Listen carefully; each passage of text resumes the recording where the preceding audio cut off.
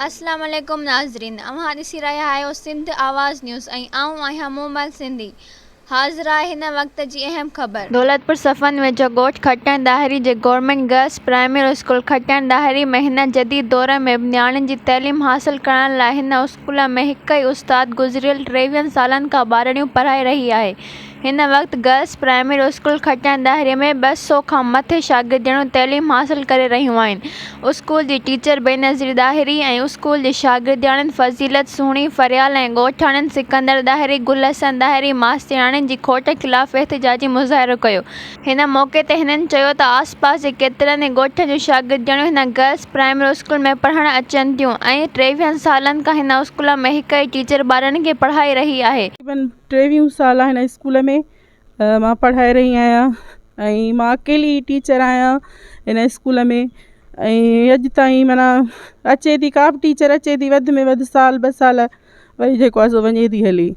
ऐं माशाल्लाह हिते असांजे ॻोठ खां अलावा काफ़ी जेका आसपास जा ॻोठ आहिनि उन्हनि ॻोठनि जा ॿार अचनि था तालीम हासिल करणु।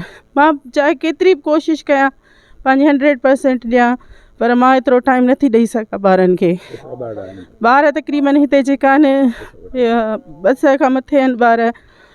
ऐं जेको आहे सो तव्हां पाण ॾिसो पिया ॿार त हिकिड़ो टीचर केतिरी बि कोशिशि करे जेको आहे सो टाइम नथो ॾेई सघे ॿार खे।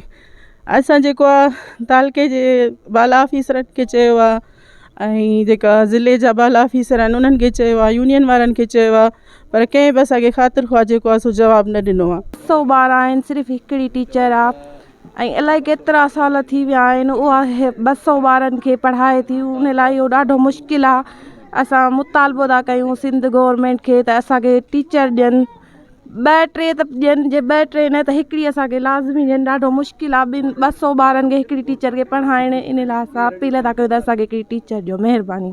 असांजे स्कूल में 200 ॿार आहिनि ऐं टीचर असांजी हिकु जेका ॿारनि खे नथी पढ़ाए सघे ऐं असांखे हिकु ॿिए टीचर जी बि ज़रूरत आहे त जीअं असीं अॻिते वधी सघूं ऐं असांखे टीचर खपे। स्कूल असांजो गवर्नमेंट आहे गर्ल्स ॻोठ खटण दाहिरी। हिते 200 ॿार तइलीम हासिल करे रहिया आहिनि। हिते टीचर जी एतिरी खोट आहे जिते अधु ॿार पढ़ी सघनि था, अधु ॿार न त टीचर हिकिड़ी कंहिंखे केतिरो टाइम ॾेई सघे। ऐं महिरबानी करे जेके बि बस वारा आहिनि उनखे असां अपील था कयूं त हिन नियाणियुनि जे पढ़ाईअ लाइ कुझु न कुझु बहितर कयो वञे जीअं ही नियाणियूं अॻिते सुठो थी सघनि, जे पंहिंजे औलाद खे चङी तरह पढ़ाए सघनि। ऐं असांखे टीचर जी तमामु सख़्तु ज़रूरत आहे। महिरबानी करे जेके बस वारा आहिनि असांखे टीचर ॾियनि। ॿारनि खे पढ़ाए थी, असांखे तालीम जी ज़रूरत आहे, असांखे अञा हिकिड़ी टीचर जी ज़रूरत आहे, असांखे हिकिड़ी टीचर ॾियो। इन पुराणो क़दीमी ऐं तालीम जे हिसाब सां बहुत अॻिते आहे। इन करे इन स्कूल में 200 पंहिंजे ॻोठ खां अलावा बिल्कुलु असांजे आस पास में जेके बि ॻोठ आहिनि, प्रांवर आहिनि, चांडिया आहिनि, सेठर आहिनि, बालादी आहिनि, सभु ॿार हिते तालीम लाइ अचनि था। पर जीअं असांखे उस्तादनि जी तमामु घणी खोट आहे। सिर्फ़ु हिकु टीचर आहे जेकी 200 ॿारनि खे पढ़ाए थी। सो इंतिहाई ॾुखियो आहे। जीअं त असां तालीम सेक्रेटरी तालीम चूंडियल नुमाइंदनि ऐं जेके बि माना बस वारा आहिनि उन्हनि खां असीं अपील था कयूं त असांखे फ़ौरन उस्तादनि जो बंदोबस्तु कयो वञे टीचरनि जो, जीअं ॿार वधीक सही नमूने तालीम हासिल करे सघनि। ऐं वधीक ताज़ा तरीन ख़बरनि लाइ ॾिसंदा रहो सिंध आवाज़ टीवी न्यूज़ ऐं सब्सक्राइब करणु न विसारींदा।